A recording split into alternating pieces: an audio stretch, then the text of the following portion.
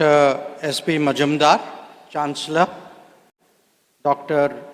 Vidya Yaravdekar, Pro-Chancellor, Dr. Rajiv Yaravdekar, Provost, Dr. Ramakrishnan Raman, Vice-Chancellor, Dr. Shejul, Registrar, Ms. Shraddha Chitali, Controller of Examinations, faculty, most important, graduating students, and your near and dear. It is a great pleasure to join the 22nd Convocation of the Symbiosis University. Let me extend my congratulations to all those who would be conferred their degrees today. I also felicitate the entire Symbiosis family on this occasion, knowing that each new cohort makes you even prouder of your contribution to both nation building and international relations. On such an occasion, it is natural to reflect on the time when I was myself in your situation. Clearly, the world was a very different place, perhaps less complex, but also with less options and less opportunities than there are now. It was not only that the world has undergone a radical transformation, so too has our own society and nation. What all of you are seeing, learning, and experiencing would have been beyond our imagination then. Those who are graduating today definitely have a different skill sets, much wider knowledge base, and far greater confidence. And that is great because after all, you are the generation that has the responsibility for taking us to Viksit Bharat. Let me take you back to what the world was like around the time of my graduation. It was a few years after the creation of Bangladesh. We had the West and China ranged against us alongside Pakistan. This will probably come as a surprise to a generation which has grown up thinking of the West largely in friendly terms. In response, we forged a strong strategic bond with the Soviet Union. Gulf nations at that time were then the backwaters, not the powerhouse that they are today.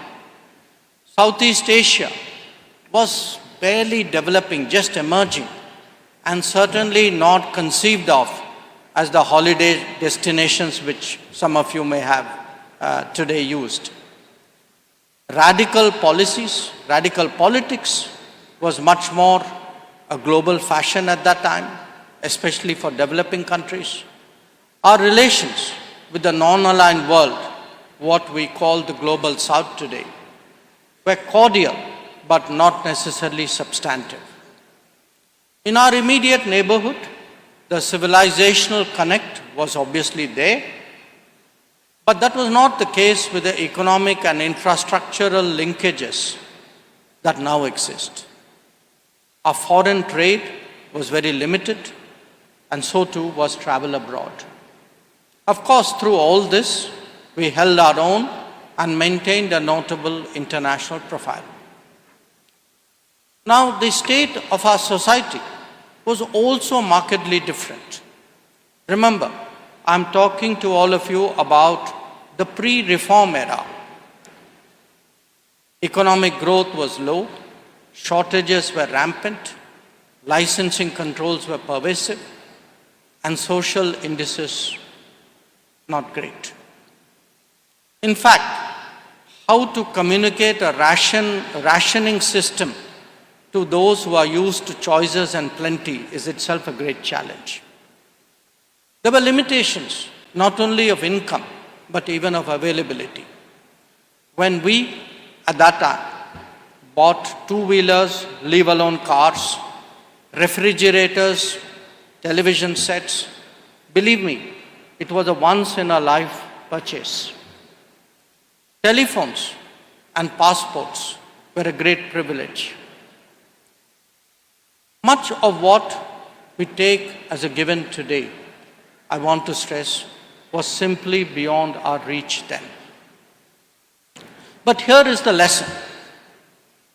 If we have progressed so much by discarding that socialist model, by going forward with our own authentic beliefs and entrepreneurship, ask yourself, when the foundation is so much more solid and as we get empowered by technology, how much further can your generation take the nation? In this environment, our understanding of the world, I must also tell you, was limited. And by the way, it was through very different mediums. Books, radio, later on television, and newspapers were the main source of information. The arrival of the internet was one revolution, that of the smartphone more recently, an even greater one. It was not just a question of knowing more or less about the world. In that era, the world was simply a more distant place, one much harder to relate with.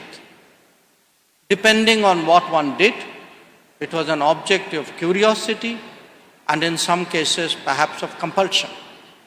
But it was rarely perceived as an opportunity.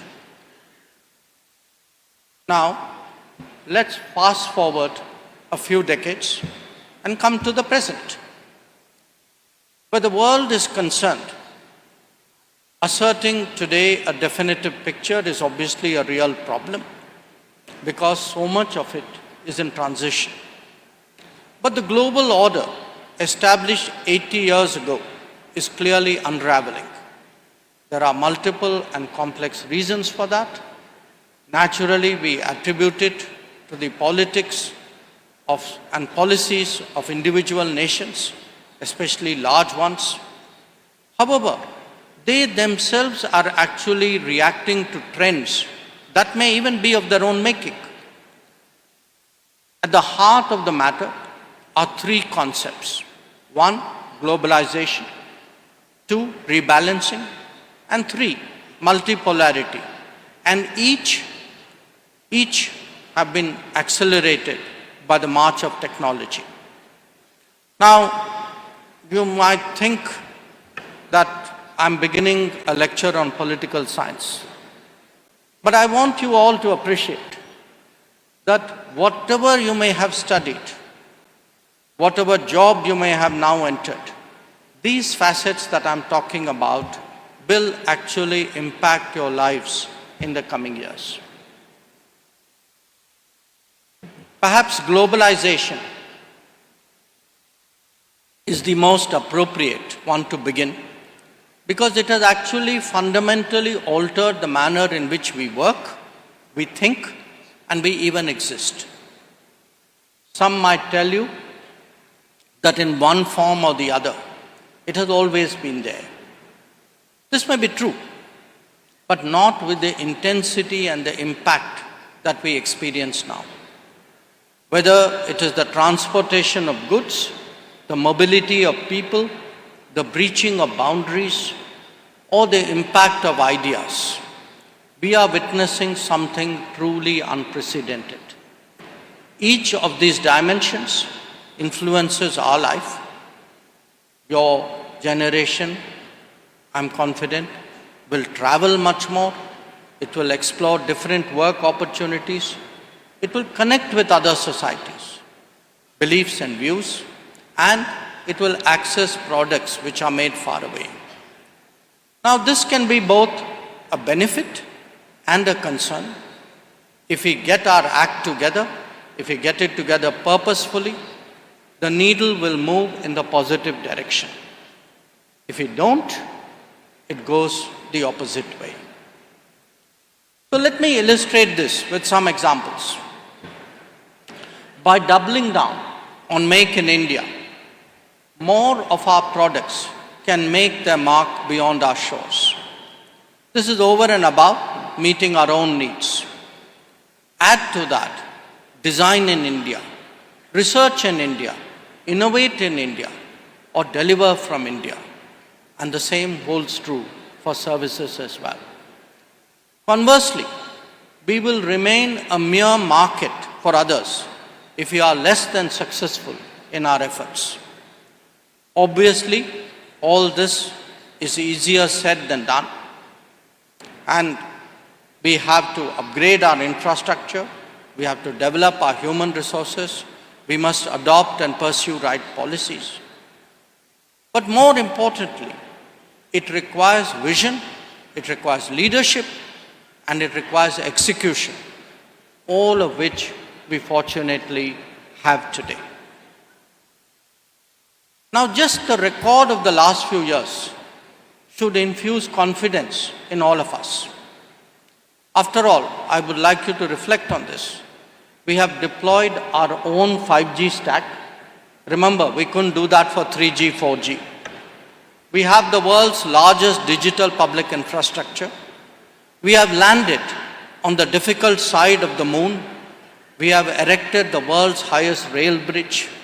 We have introduced the Vande Bharat Expresses. And we have spawned a vibrant startup culture.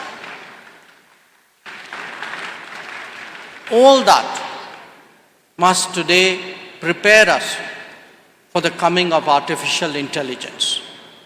And believe me, this will bring the world even closer to our daily existence. Now, what separates the globalization era from its predecessors is that when it comes to resources, supply chains, markets, or partners, we are actually operating well beyond our own borders. For us personally, that means developing a much greater awareness of the world, its possibilities, and of course, its risks. It is not only a global marketplace that we contemplate, but increasingly a global workplace. In essence, globalization has changed horizons and has expanded your options. Understandably, different nations have taken advantages of these shifts which I'm describing to different degrees. Some, in fact, even believe that it has been to their detriment. Objectively, what has happened is that after decolonization, many nations were able to progress and prosper because they now control their own destinies. Now, this has not happened automatically. The quality of choices and the wisdom of policy has made a crucial difference. In India's own case, we have seen how leadership and governance has led to ups and downs in various phases in our economic growth and in our social transformation. The nation that has gained the most in this era is China. But we ourselves have done well, especially in the post-reform era. And I would say even more in the last decade. There would be some others in the emerging markets category about whom the same can be said. In contrast, much of the Western world now feels that they have stagnated, a sentiment that has increasingly come to acquire a political meaning. There are many reasons for that sentiment. Western elites consciously chose to shift production to maximize profits. Their competitiveness has eroded over the years, accelerated by their lifestyle. Their demographic predicament has been an added factor. But the cumulative result of all these happenings is that the global economic and thereafter political pecking order has actually undergone a very significant change. This rebalancing is not only a reflection of relative power, it is also one of the attitude that people have to each other and to the world. As one of the notable examples of rising in the international order power structure, the unfolding attitude and intent of India towards the world merits reflection. How does the world perceive us currently? The short answer is very much more positively and very much more seriously than before.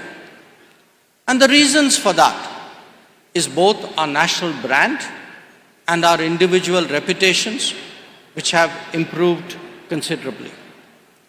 We are regarded today by the world as people with a strong work ethic, with an aptitude for technology, who espouse a family-centric culture. In conversations abroad, I largely hear words of praise for our diaspora.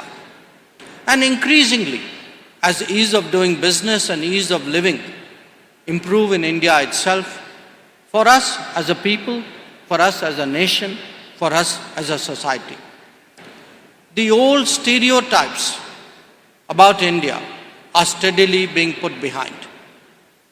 Of course, there is much more that we need to do in our journey of progress and modernization. But this evolution in our image is an undeniable reality. Let me also stress that this is neither anecdotal nor impressionistic. Hard figures vouch for this transformation. Among them, the growing number of global capability centers in India, the increasing demand for Indian talent and skills abroad, and the individual successes of people. And this extends equally to us as a collective. Perhaps more than others, India is today defined by its talent and by its skill. All that has helped to shape our national brand. So let us ponder then on the opposite, on the converse. How do we Indians approach the world? Again, I would say clearly, with more confidence and with more capability. But there is a difference that is worth noting. Most nations have made their presence felt in the world through economic interactions, be it trade, investment or services. Naturally, that has been our pathway as well, and each of these metrics has been increasing. But what distinguishes us, however, is the relevance of human resources. This often takes the form of a debate focusing on manufacturing versus services. In reality, the two are actually closely interlinked. A large economy like ours must develop substantial and contemporary manufacturing if it is to keep abreast of technology, and if it is to imbibe and generate an industrial work culture. Only then can we hone our capabilities even in the services sector. Moreover, as incomes rise and demands grow, a range of socio-economic requirements need to be addressed more effectively. We will need not just more engineers, doctors, and managers, or scientists, techies, and lawyers, but equally teachers, researchers, historians, artists, and sportspersons. Bear in mind that in the last decade alone, I want you to reflect on this. In the last decade alone, our higher education institutions have broadly doubled in number over what they had been before. And there is room for more growth and greater improvement. My point is that we have started to surge in trained human resources at the very time when many developed nations are struggling to find them.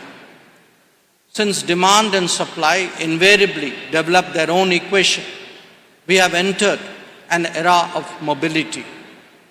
A global workforce is in the making. In my own travels abroad, I increasingly encounter more Indian aircrew, more Indian hotel staff and managers, more Indian medical personnel, professionals, and entrepreneurs. This has two important implications for us as a government.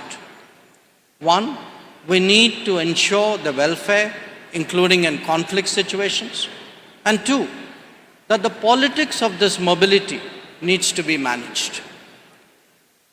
These can be challenging at times, but nevertheless need constant attention.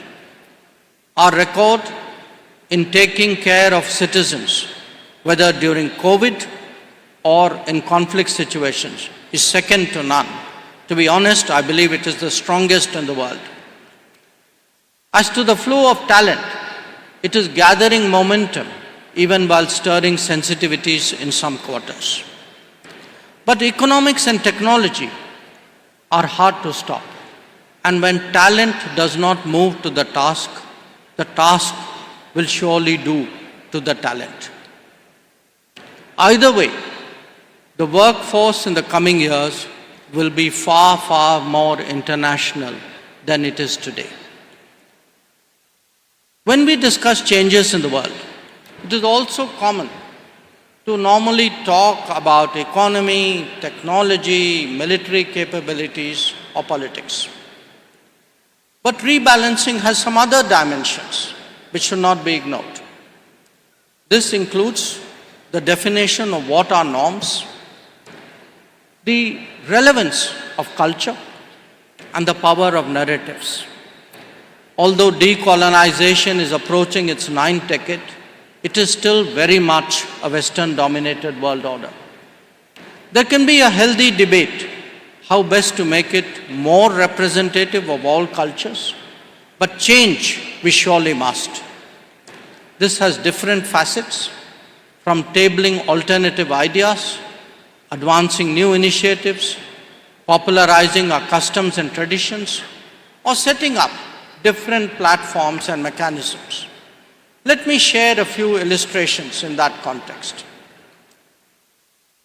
Think about the International Day of Yoga, or for that matter, the International Year of Millets. Reflect on the Ek Ped Maa Ke Naam campaign, or how Vasudhaiva Kutumbakam has come to drive our G20 presidency, and which led to the inclusion of the African Union in its membership. Then there is the International Solar Alliance, the LIFE Initiative, the fact that we have set up a WHO Center for Traditional Medicine. When Deepavali is recognized by UNESCO as intangible heritage, or Lucknow and Hyderabad are declared UNESCO gastronomy cities, believe me, these are statements in themselves. In the diplomatic world, this thinking has led to the creation of BRICS and more recently of the Voice of Global South summits. In fact, when I was myself giving in to the temptation of writing, that urge to balance out the conventional Western concepts in strategic writings was very strong. It led me to highlight older traditions in statecrafts in the Ramayana and the Mahabharata that have not got the global attention that they merit. Bharat is one of the few old civilizations that continues today as a major nation state. We will shape a more balanced global narrative, but only by taking more pride in our customs, traditions, and heritage. This is what I discern in contemporary India, and let me tell you, it is a source of great reassurance. The global order has now reached a point where rebalancing is creating multipolarity. A number of centers of power and influence have emerged. No country, however powerful, can impose its will on all issues. Not just that, it also means now that there is a natural competition among nations in the world and that it creates its own balance. The very idea of power, that It has so many definitions of trade, of energy, of military, of resources, of technology, of talent. It makes this a particularly complex phenomenon. It is also essential to recognize that that global powers are no longer capable of being universal. We see that in the selectivity of issues and the prioritization of agenda. In fact, the trend in many quarters is towards being much more self-centered than before.